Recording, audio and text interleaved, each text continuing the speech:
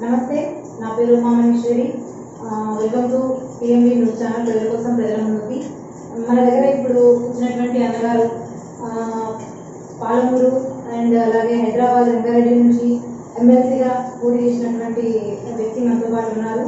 అసలు వ్యక్తిగతంగా ప్రజా ఏక్తా పార్టీ అని చెప్పేసి ఒక పార్టీని మనకు పరిచయం చేశారు తను.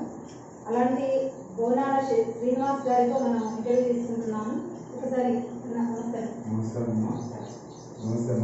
నమస్కారం. నేను మీ బోనాల శ్రీనివాస్, ప్రజా ఏక్తా పార్టీ జాతీయ అధ్యక్షుని. నమస్కారం. చెప్పండి అన్నగారు. మీరు ముఖ్యంగా నాకు తెలియాల్సింది ఏంటి అని అంటే, ఒకటి ప్రజా ఏక్తా పార్టీ మీరు రీసెంట్గా పెట్టారు కదా. చాలా పార్టీలు ఉన్నాయి ఇప్పటికే, మనకి రకరకాల పార్టీలు, చిన్న చిన్న పార్టీలు, కొన్ని వెలుగులోకి వచ్చాయి, కొన్ని రాలేదు. అలాంటి సందర్భంలో కూడా మళ్ళీ మీరు ఈ ఒక పార్టీని పెట్టాలి అని చెప్పేసి మనకి ఎందుకు అనిపించింది?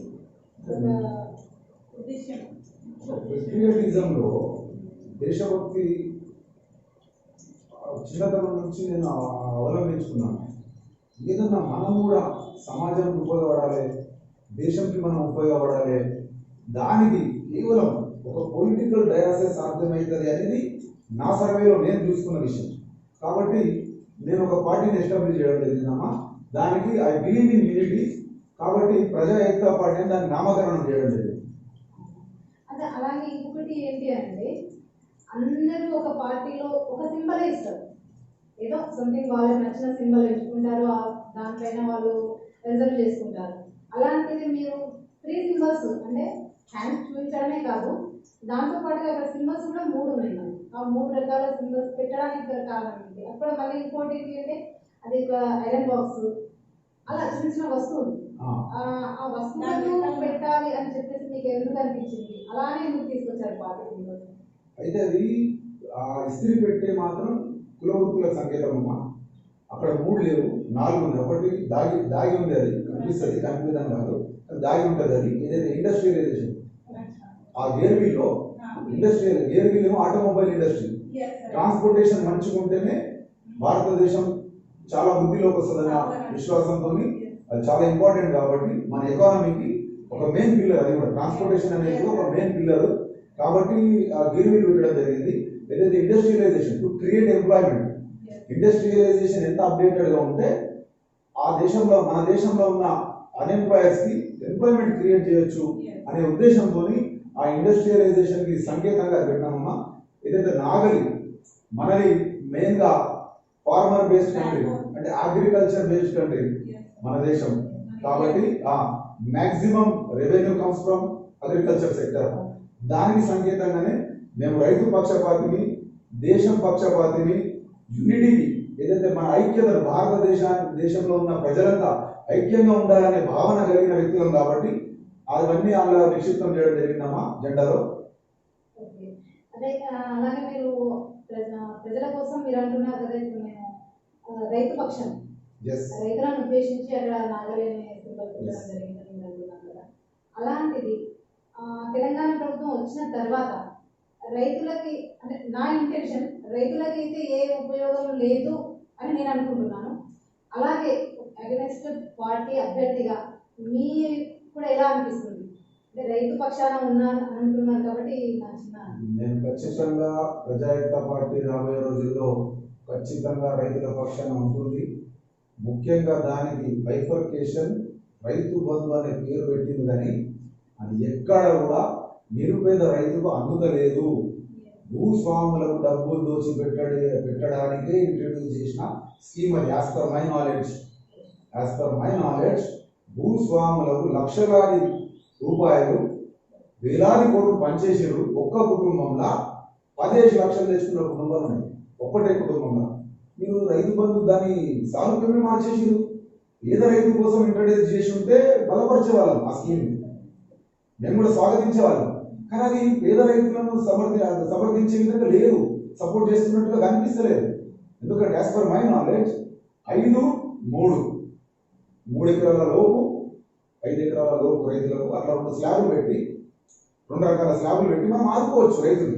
అంతేగాని 40 ఎకరాలు, 30 ఎకరాలు, 20 ఎకరాలు, 50 ఎకరాలు వారు ఎట్లా పేదోళ్ళు అవుతారండి?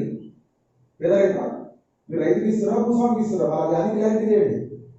మీరు భూస్వాములకు ఇస్తున్నారు, మా హిసాబులు అయితే ప్రజా ఏకతా పార్టీ ఆ యొక్క స్కీమ్ భూస్వాములకే ఇస్తున్నారు.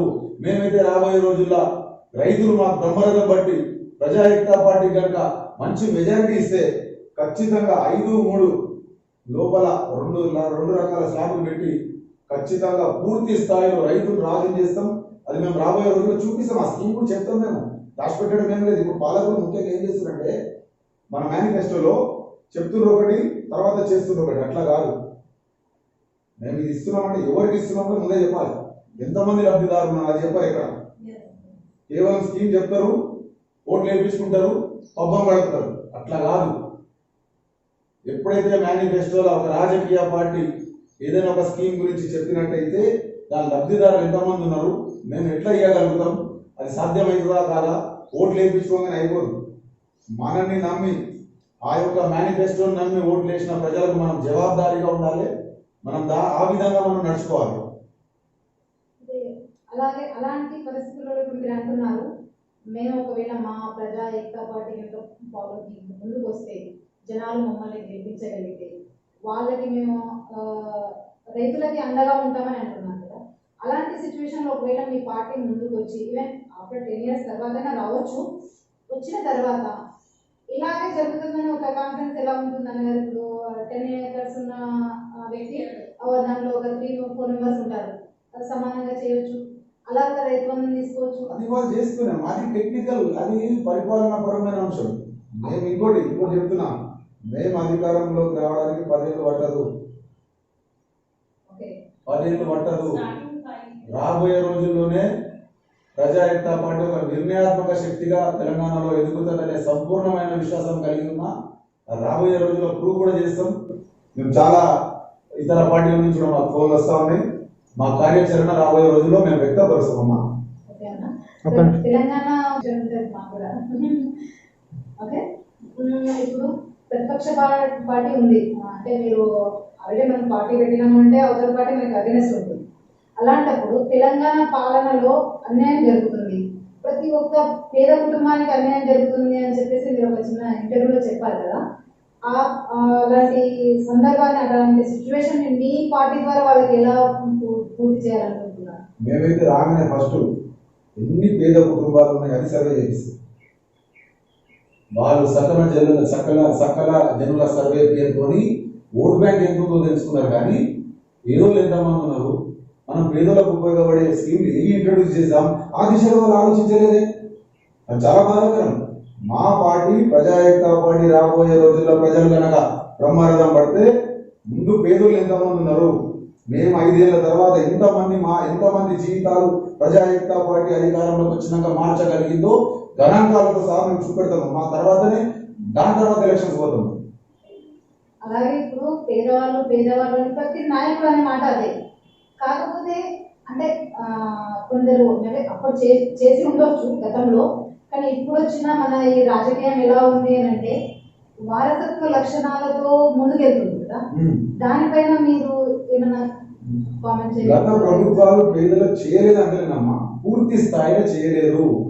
ఏదైతే చేయాలనో, ఏదైతే నిజమైన లబ్ధిదారులకు అవసరమో ఆ దిశగా వాళ్ళు ఆలోచించాలి అంటున్నాం. కానీ పేదలకు అసలు ఏం చేయలేదని నేను అంటలేను.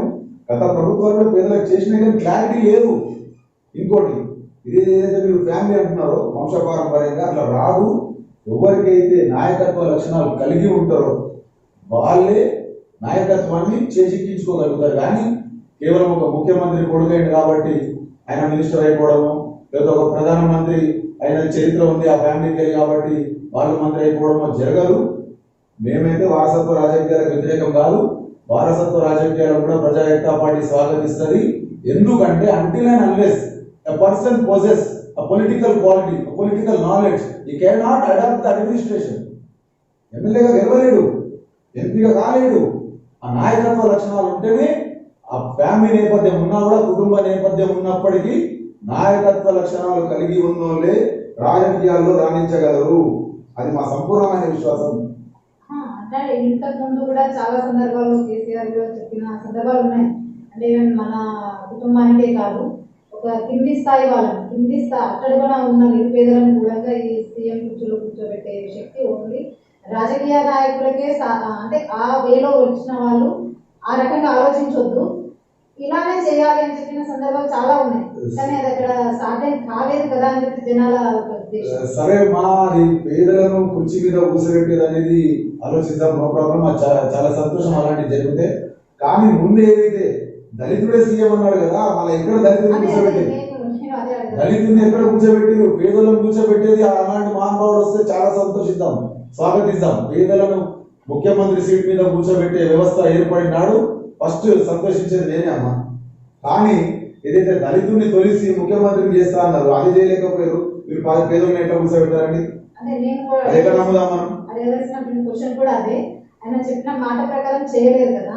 ఇప్పుడు జనాలలో ఒక నమ్మకం అనేది పోయింది. అంటే ప్రతి ఒక్కరు అలానే రావచ్చు, ప్రతి ఒక్కరు అలా స్వార్థంగా వెళ్ళిపోవచ్చు ముందుకి, మమ్మల్ని పట్టించుకోరు కదా. ఎవరైతే ఏముంది, ఈ రోజు మనకి ఎవరైతే డబ్బులు ఇస్తున్నారో వాళ్ళ సైడ్ మనం ఓటేస్తే అయిపోతుంది, వాళ్ళనే ఎన్నుకుంటే అయిపోతుంది. ఎవరైతే ఏముంది, మనకి ఎప్పుడు వచ్చి ఏం చేసేది లేదు కదా అన్న ఈ దీంతో ఉన్నారు కదా జనాలకి. అలాంటి వాళ్ళకి మీరు ఇచ్చే సజెషన్ ఏంటి? ఎలక్షన్ల ముందు హడావుడిగా ఒక్కరోజు మొదలు ఆ ఒక్కరోజు ఖర్చులు ఇచ్చి 5 ఏళ్ల పాటు వాళ్ళ మీద పెత్తనం చేసే ఆలోచనతో నాయకుడు కరెక్ట్ అయి ఉన్నారు. ప్రజల తప్పు నాకైతే కనిపిస్తలేదు. ఎందుకంటే ఆల్రెడీ పేదరికం ఉన్నారు. వాళ్ళు ఏం చేయమంటావు? వాళ్ళని అక్కడ ఏం చేయమంటావు? పేదరికంలో ఉన్నారు, పేదరికంలో ఉన్నారు. పేదరికమే దానికి కారణం. కాకపోతే ఏంటంటే వీళ్ళు ఇండైరెక్ట్ గా వీళ్ళు అవినీతిని ప్రోత్సహిస్తారు. మేము మీ జీవితం మారుస్తాం, ఈ 5 ఏళ్లలో మీకు ఈ విధంగా మేము ఉపయోగపడతాం అనే అష్యూరెన్స్ ఇచ్చే నాయకుడు రావాలి. అలాంటి నాయకుడిని ఎన్నుకోండి అని నేను వాళ్ళకి సూచిస్తున్నాను ప్రజలకు. ఆల్మోస్ట్ ఆల్ ఇప్పుడు మనకి డబుల్ బెడ్రూమ్ ఇస్తామన్నారు, ఇవ్వలేదు. అంటే ఫామ్ లో ఉన్న ఏమంటారు, మన పార్టీ వాళ్ళే చేయలేదు కదా. అలాంటిది 2 ఏళ్ళగానే పార్టీ పెట్టేసి మీరు ఈవెన్ నెక్స్ట్ ఎలక్షన్లో మేము ఖచ్చితంగా మేము గెలుస్తాము, ఖచ్చితంగా మేము ఈ మన గవర్నమెంట్ మేము తీసుకుంటాము అని అంటున్నారు. అది ఎలా సాధ్యం? ఖచ్చితంగా సాధ్యమైనది. ఒకవేళ ప్రజాయుక్త పార్టీ ప్రజల విశ్వాసాన్ని కనుక చొరవంటే ఖచ్చితంగా జరుగుతుంది. We have intellectuals, we have IAS officers. ఒకవేళ ప్రజలు ఆదరిస్తే నాయకుడికి నియత ఉండాలి, అతి ముఖ్యం. కానీ వ్యవస్థ నడిపేయడం పెద్ద విషయం కాదు. We have administrative system. మనం చేయగలుగుతాం. నాయకుడికి కావాల్సింది ప్రజలకు ఏమైనా చేయాలనే మనసు కలిగి ఉండాలి. కానీ వ్యవస్థను అడాప్ట్ చేసుకోవడం పెద్ద విషయం కాదండి. రేపు పూర్తి మెజారిటీ వస్తే చూడండి, మీరు నెల లోపల నేను పెడతాను అడ్మినిస్ట్రేషన్, నెల తిరిగే లోపల. ఫైనల్ గా అన్న ఒక క్వశ్చన్, మా ఛానల్ ద్వారా ఒక యువత మేలు ఈ రోజు మొత్తం కోల్పోయింది. అది యువత అన్న సంగతే మర్చిపోయింది. అలాంటి యువతకి మీరు ఇచ్చే ఒక మంచి సజెషన్ ఏవైనా కావచ్చు. యువతకు ఒక ముఖ్యమైన సజెషన్ ఏదలుచుకున్నా, దయచేసి నేను కేంద్రం అని కాదు, రాష్ట్రం అని కాదు, కేంద్ర రాష్ట్ర ప్రభుత్వాలు రెండు కూడా అదే ధోరణితో ఉన్నాయి. వాళ్ళందరూ కుమ్మక్కయ్యే ఉన్నారు. అది సుస్పష్టం. దానికి ఎన్నో ఎగ్జాంపుల్ ఉన్నాయి. రాబోయే రోజుల్లో మేము అవి కూడా ప్రజలకు వివరిస్తాం. నేను యువకులకు ఒకటే చెప్తాను, సెంటిమెంట్ మీద ఓటు వేయకండి, మతపరమైన ఓట్లు వేయకండి, అడ్మినిస్ట్రేషన్ మీద ఓట్లు వేయండి. మీకు ఖచ్చితమైన అష్యూరెన్స్ ఎమ్మెల్యే స్థాయిలో, వీళ్ళు రాష్ట్ర స్థాయిలో మేనిఫెస్టో పెడతారు, మీరు ఎమ్మెల్యే స్థాయిలో ప్రశ్నించి ఓట్లు వేయండి. అది నేను యువకులకు సజెస్ట్ చేస్తున్నాను. సెంటిమెంట్ మీద ఓటు వేయకండి, మతపరమైన ఓటు వేయకండి. ఇది అన్ని వర్గాలకు చెప్తున్నాను నేను. అన్ని వర్గాల ప్రజలకు చేతులు ఎత్తి దండం పెట్టి చెప్తున్నాను. ఇప్పుడు మనకి ఇంతకు ముందు ఏ గవర్నమెంట్ ఫామ్ లో ఉన్నా నాకు ఊహ తెలిసినప్పటి నుంచి అట్లీస్ట్ 10 years ఉంటుంది. వైఎస్ రాజశేఖర రెడ్డి గారిని తీసుకోవచ్చు, మళ్ళీ ఆయన 1 year అలా ముందు వెళ్ళిపోయారేమో. చంద్రబాబు నాయుడు గారిని తీసుకోవచ్చు. యాజ్ ఎ సేమ్ ఇప్పుడున్న మనకి తెలంగాణ ప్రభుత్వం, ఇది కూడా ఇప్పుడు మనకి నెక్స్ట్ ఇయర్ అయిపోతే 10 years కంప్లీట్. అలాంటి సందర్భాలు అంటే ప్రతి ఒక్క గవర్నమెంట్ ఏం చేస్తుంది, అది ఫామ్ లో ఉన్నప్పుడు ఖచ్చితంగా 2 సార్లు గెలుస్తుంది, 10 సంవత్సరాలు మనల్ని పరిపాలిస్తుంది రాష్ట్రాన్ని మొత్తానికి. అయితే మీరు కూడా ఏంటంటే నెక్స్ట్ వచ్చే 2 నెలల్లో మేము ఫామ్లోకి వస్తామంటున్నారు కదా, మీరు కూడా మీ పార్టీ నుంచి మీ కృషి పట్టుదలతో యాజ్ ఈ గవర్నమెంట్ లాగానే మీరు కూడా ముందుకు తీసుకెళ్ళగలుగుతారా? 10 years కావచ్చు, 15 years కావచ్చు, అలాంటి మీకు దృఢమైన సంకల్పంతో ముందుకు వస్తున్నారా? ఖచ్చితంగా దృఢమైన సంకల్పంతోనే ముందుకు వచ్చినాం. పార్టీ పెట్టడానికి కూడా కారణం ఆ దృఢమైన సంకల్పమే ప్రజలకు ఏమైనా చేద్దాం అనేది చెప్పుకుంటే బాగుండదు. నా నరనరాల జీర్ణించుకుంది, ఖచ్చితంగా చేస్తాను. అది మాట మార్చే ప్రసక్తి లేదు. ఏదైతే మీరు ఐదేళ్ల తర్వాత మళ్ళీ ఇంకో 5 ఏళ్ళు కూడా అదే నిజాయితీతో నడిపిస్తారా అనే భావం మీరు వ్యక్తం చేసిండ్రు. దానికి ఖచ్చితంగా నా లోపల ఊపిరి ఉన్నంత వరకు ప్రభుత్వం ఉండకపోవడం నేను ప్రజలలోనే ఉంటా, నిజాయితీగానే పనిచేస్తా. అది నేను నా కుటుంబం వల్ల పార్టీ పెట్టిన రోజే ఆ శపథం తీసుకున్నా, దానికి కట్టుబడి ఉంటాను. ఖచ్చితంగా మా టీంని కూడా అలాంటి సోషల్ యాక్టివిటీస్ లా అలాంటి భావాలు కలిగిన వాళ్ళని మా టీంలో మేము తీసుకుంటామమ్మా. అంటే మీరు ఇప్పుడు 2 సంవత్సరాల క్రితం రోనల సినిమా అంటే ఎవరో తెలియదు, నాకు కూడా తెలియదు. అలాంటిది ఈ 2 నెలల్లో ఒక యూట్యూబ్ ఛానల్ కావచ్చు, టీవీలు కావచ్చు, చాలా మంది యువతలు కూడా రోనల శ్రీనివాస్ అంటే ఒక టైగర్, ఇలాంటి వాళ్ళు ఉండాలి, ఇలాంటి వాళ్ళు వస్తే బాగుంటుంది అనే ఆలోచన కల్పించారు కదా. దీనికోసం మీరు ఏదైనా పార్టీల నుంచి ఏదైనా సపోర్ట్ తీసుకుంటున్నారా, లేకపోతే ఆ పార్టీలో ఉన్నటువంటి లీడర్స్ సపోర్ట్ తీసుకుంటున్నారా? ఇది ఎలా సాధ్యం? 2 నెలల్లో మీరు ఇంత పాపులర్ ఎలా అయిపోయారు?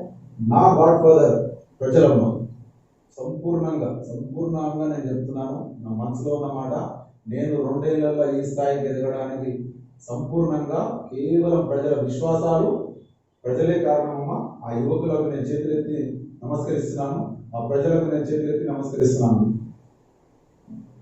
Thank you, sir.